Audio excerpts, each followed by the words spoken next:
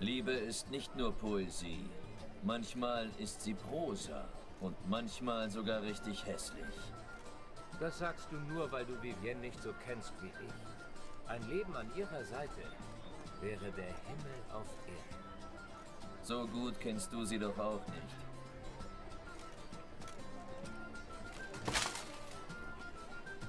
Ah, ja. Deine Anwesenheit bei diesem Turnier ist eine Beleidigung meiner Ehre. Ich bestehe auf Satisfaktion. Dann geh doch ins Bordell. Feigling, berittener Kampf in der Arena. Ich fordere dich heraus. Gut. Da du darauf bestehst, ich bin ganz dein. Du sollst noch bitter bereuen, dass du die Armee meiner Mutter einfach verlassen hast.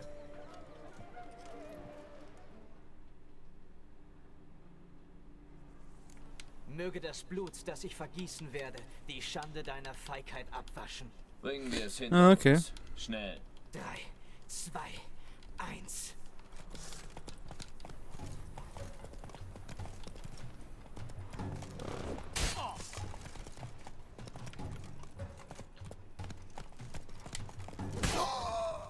Zwei Schläge. Cool. Die Götter haben mich mit einer Niederlage gestraft. Aus Gründen, die nur ihnen bekannt sind. Aber glaub nicht, dass deine Feigheit vergessen wird. Meine Güte, hörst du nie wieder auf? Das wird jetzt ein für alle Mal geklärt. Ich musste damals das Lager deiner Mutter verlassen, weil jemand anderes meine Hilfe brauchte. Und zwar dringend. Ich konnte und wollte diese Person nicht im Stich lassen. Pah! Das heißt also, du bist zu einer geheimen Mission aufgebrochen und hattest geschworen, sie niemandem zu offenbaren? So ähnlich, nur ohne Schwur. Und ich will die Einzelheiten der geheimen Mission immer noch nicht offenbaren. Kannst du das als Rechtfertigung akzeptieren? Du warst zum Zweikampf bereit und hast dich als wahrer Ritter bewiesen. Also nehme ich dein Wort als das eines Ehrenmannes. Das freut mich. So, jetzt habe ich zu tun.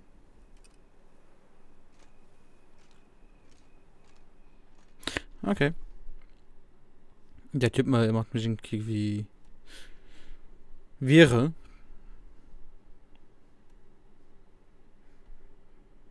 Komm schon. Wie gesagt, das eine Dings habe ich total verkackt. Das hätte ich noch öfters üben sollen, dass mit dem Schießen ging. Aber danach ging es nicht mehr so gut.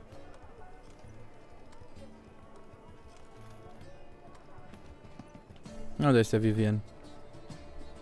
Diese herrliche Feier von Tapferkeit und Ehre erfreut mein Herz. Und auch euer Anblick, die ihr die Rittertugenden alltäglich pflegt und nach Größe strebt. Doch nach der Zeit des Kampfes kommt die Zeit des Friedens und der Rast. Also lade ich euch alle, die ihr beim Turnier gekämpft habt, zu einem Fest ein, das im Namen eurer Ehre gegeben wird. Wer von euch etwas Abgeschiedenheit wünscht, der kann sich in eins der privaten Zelte in der Nähe zurückziehen. Das Scharmützel wird morgen ausgetragen. Möge der Ruhm für jeden einzelnen von euch in Reichweite sein. Der Beste unter euch wird die Ehre haben, gegen den Titelverteidiger anzutreten. Dies ist der ruhmreiche Grégoire de Gorgon, Sieger des letztjährigen Turniers. Nun feiert und lasst es euch wohl ergehen. Vergesst nur nicht die Prüfung, die morgen auf euch wartet.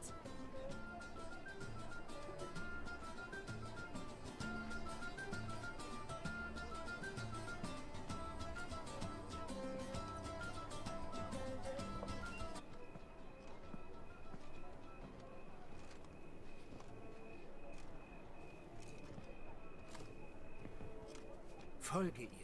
Wir treffen uns vor dem letzten Wettstreit in deinem Zelt. Du musst ihr helfen. Ja.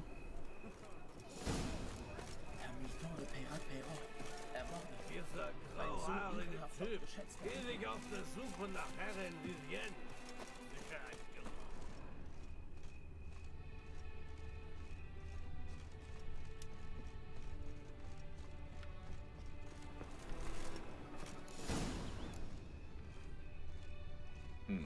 Seltsam. Ich war sicher, dass ich sie hier finde.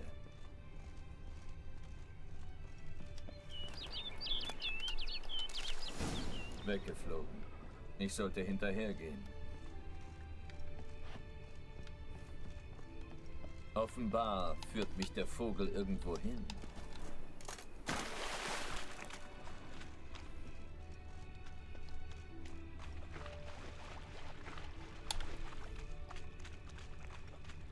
Okay.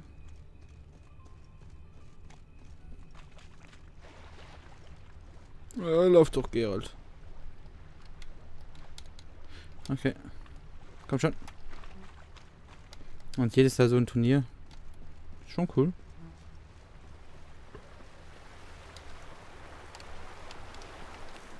Okay, wo ist der Vogel da?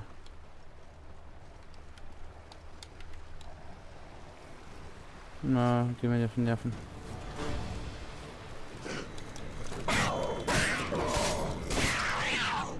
Kackpanda.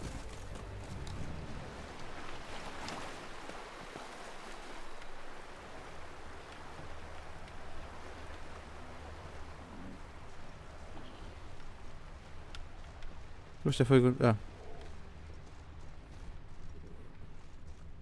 Wie weit will der noch fliegen?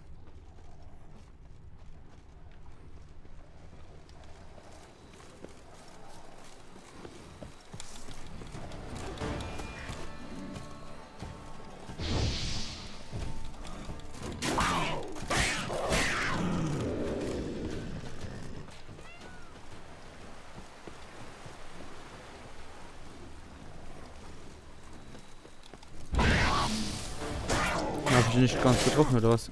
Und genau, so, tot. Toter Vogel, toter Panda, guter Panda.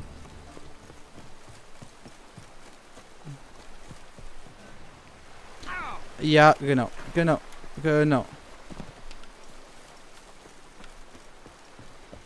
und springst da wirklich runter. Alter, wie weit wird der Vogel noch? Ah, okay, hier. Hier ist irgendwas. Okay, gehen wir hier hoch.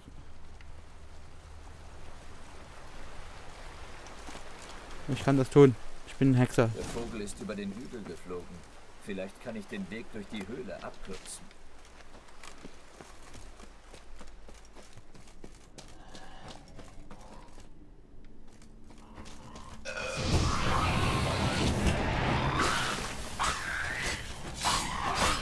Okay, komm.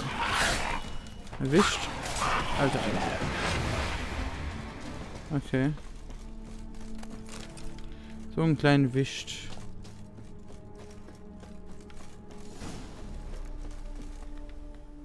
Oh, da ist er.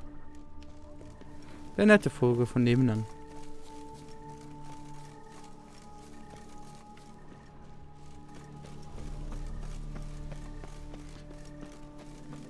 So.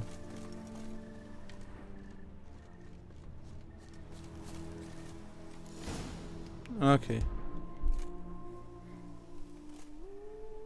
Das will mir der Vogel dann zeigen.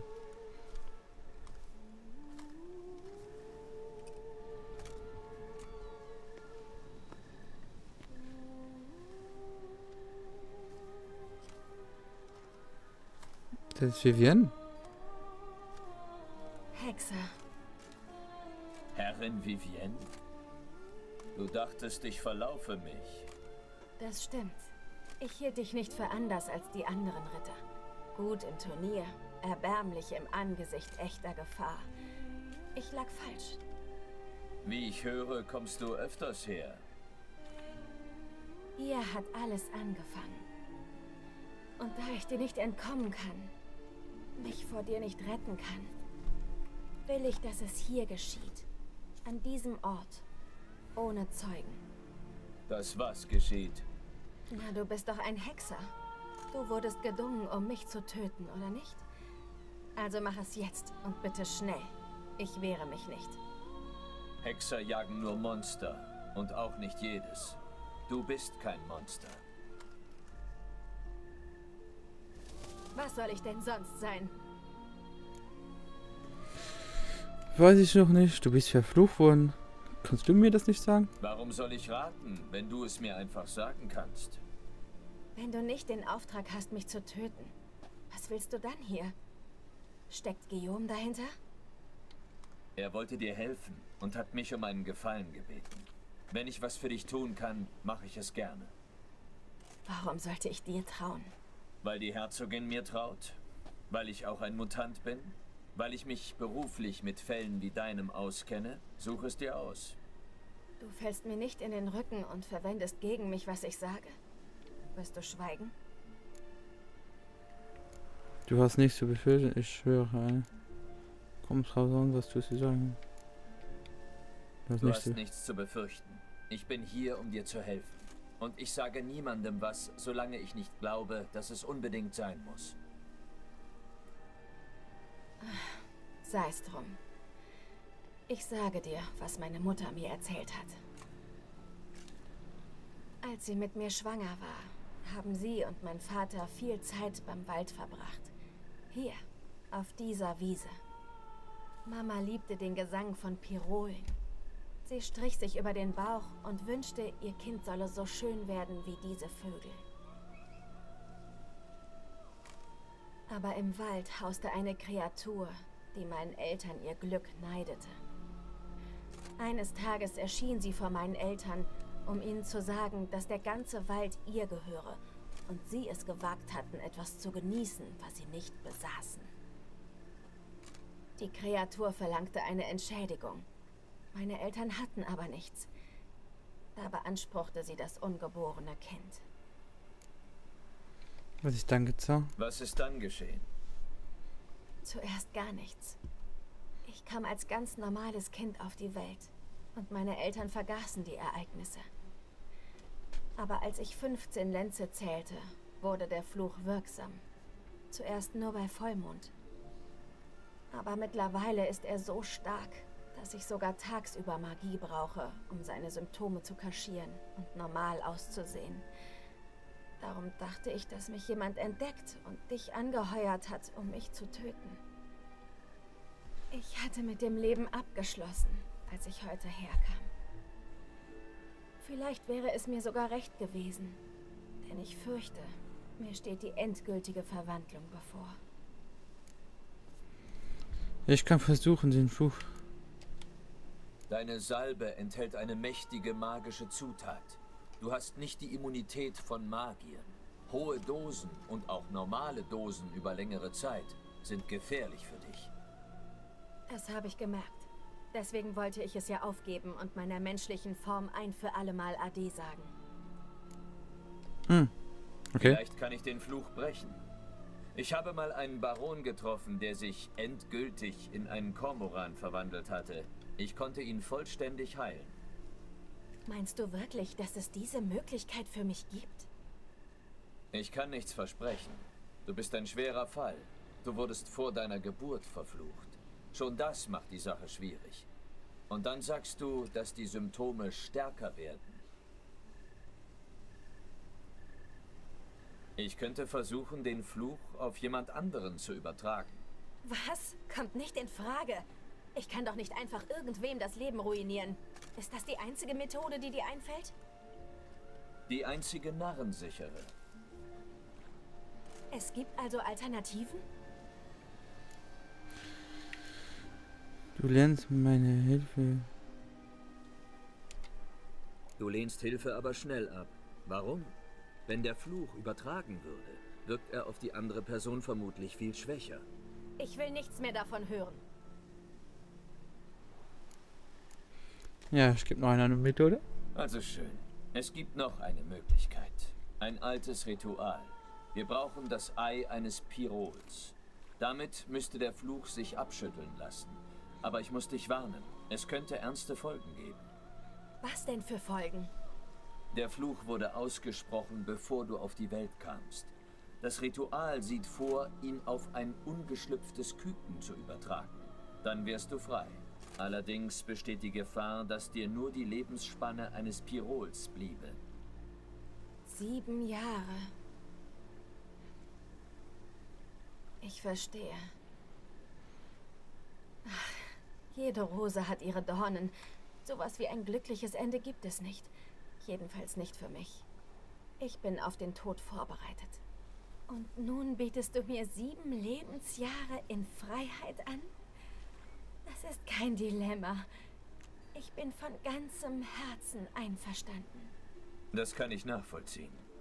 Du musst dich noch nicht entscheiden. Überdenk es. Das mache ich. Sicher vermisst man mich beim Turnier bereits. Wollen wir zurückgehen? Ja. Gerne. Aber willst du nicht... Ach, richtig. Ich kann das schlecht in Federn aufkreuzen. Entschuldige mich einen Moment.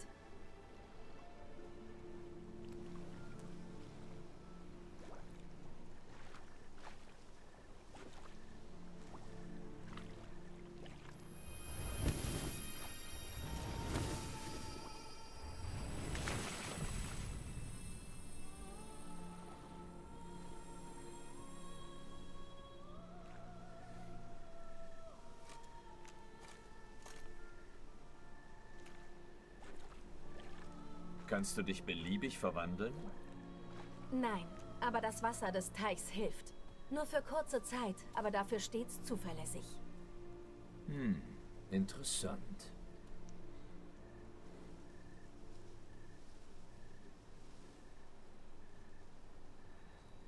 Komm.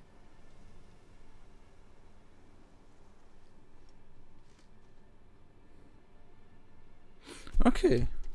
Finde ich aber irgendwie einen coolen Fluch. Hast du etwas erfahren? Ja. Dann raus damit, Mann. Siehst du nicht, dass ich außer mir bin vor Sorge? Was hat sie? Sie hat mich um Diskretion gebeten. Aber ich will doch nur ihr Bestes. Vielleicht kann ich helfen oder, ich weiß nicht, sie wenigstens trösten. Die Leute, du dein Mäschefluch. Tut mir leid, ich hab's... Vivienne hat mir ihre Lage geschildert. Aber es war vertraulich. Ich habe versprochen, dass ich niemanden einweihe. Aber ich bin doch nicht irgendwer. Ich würde alles für sie tun. Ich habe dich gebeten, ihr zu helfen. Du kannst mich doch jetzt nicht ausschließen. Tut mir leid. Bestimmt versteht Vivienne bald, wie viel sie dir zu verdanken hat. Aber bis dahin musst du einsehen, dass sich nicht die ganze Welt um dich dreht. Du wagst es, mir Lektionen erteilen zu wollen? Diese Art von Hilfe habe ich nicht gewollt. Und für dich habe ich meinen Turnierplatz geopfert. Das bereue ich jetzt. Willst du überhaupt bis zum Ende teilnehmen? Oder ist dir das jetzt egal, nachdem du Vivienne auf dich verpflichtet hast? Ich nehme bis zum Ende teil. Ich bin beim letzten Scharmützel dabei. Außerdem wird Vivienne bis zum Ende des Turniers beschäftigt sein. Wie wahr? Dann musst du die Ritter deiner Fraktion kennenlernen. Du findest sie auf dem Übungsgelände beim Eingang der Arena. Alles klar, danke. Okay, cool. Meine Fraktion. Von Riva oder was? Oder von Rivien.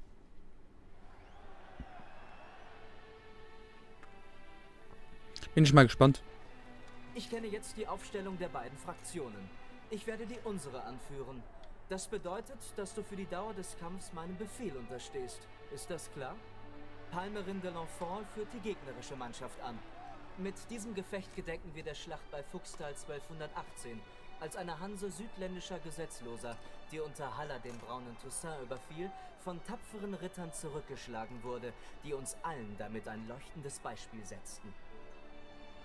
Seitdem werden die Grenzen des Herzogtums von fahrenden Rittern bewacht. Palmerin hat den Kürzeren gezogen, also übernimmt seine Fraktion die Rolle von Hallers barbarischen Horden. Gibt es Fragen? Nein. Du wirst uns wohl wenig nützen. Als Hexer hast du ja keine Ahnung vom Ritterkampf. Versuch wenigstens, uns aus dem Weg zu bleiben. Es ist Zeit, meine Herren. Nehmt eure Waffen und begebt euch in die Arena.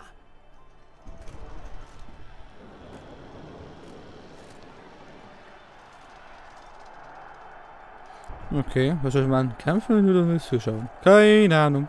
Meine Damen und Herren, Applaus für die Ritter. Wir kommen nun zum heutigen Schlachtengewitter. Es fechten zwei Mannschaften, etliche Mann, bis irgendwann die eine von beiden nicht länger mehr kann.